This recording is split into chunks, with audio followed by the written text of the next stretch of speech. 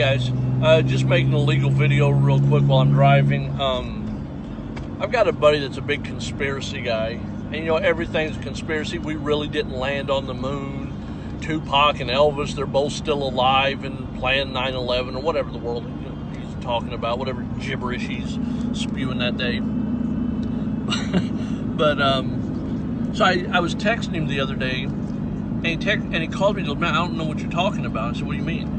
He goes, "Well, read your text." And my phone had auto-corrected and taken two words and replaced it with the word behest. B-E-H-E-S-T.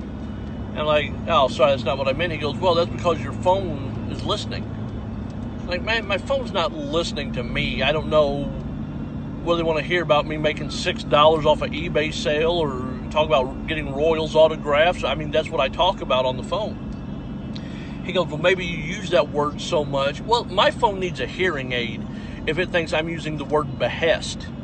I know what the word means. It's like a command or an urgent directive. I think it's usually military. You know, the general behests his troops to do whatever. But he goes, "Well, maybe that's the way you talk to with your friends." But dude, do I look or sound like the guy that just uses the word behest in everyday conversation? I've got 3 buddies, and on the summer on Wednesday nights we try and play golf all the time. And if I'm over there and I'm in the middle of the golf course and I start behesting, I just lost 3 friends. And I respect those guys for that. I don't think people understand how simplistic and moronic I really am. It's actually quite impressive that I've done as well in life as I am as being as completely ridiculously simple as I am. I got to do a show at the Grove Comedy Club. It's in Rogers, Arkansas. If you ever get a chance to go to the Grove, please go there. Support the club. They get really good acts. It's ran by Bill and his wife. It's a fun room. They get good comedy, good crowds. It's a fun time. But after my weekend there, they flew me to Plentywood, Montana to do a private show. I made a video about it if you guys watched that. And I get in one of his 4 private planes. I get in one of them, and I shut the door. And he looks at me and goes, "Oh, don't slam the door of a private plane." I'm like, "Oh, well, sorry, I've never been in a private plane." He goes, "Well, just think about like you're getting in a Rolls Royce." Oh, good example.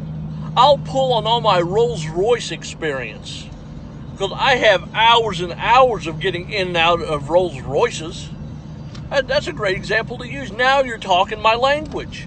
How do I sit in the seat? Do you want me to sit in the seat like I do when I'm in the space shuttle? Should I do that? I was telling my buddy about that. I was like, man, he might as well told me we were going to the moon or something. He goes, "Man, you know nobody's ever went to the moon." I'm like, "Oh, good Lord." But, all right, that's it. Just something stupid today. Watch this, share this. I behest you.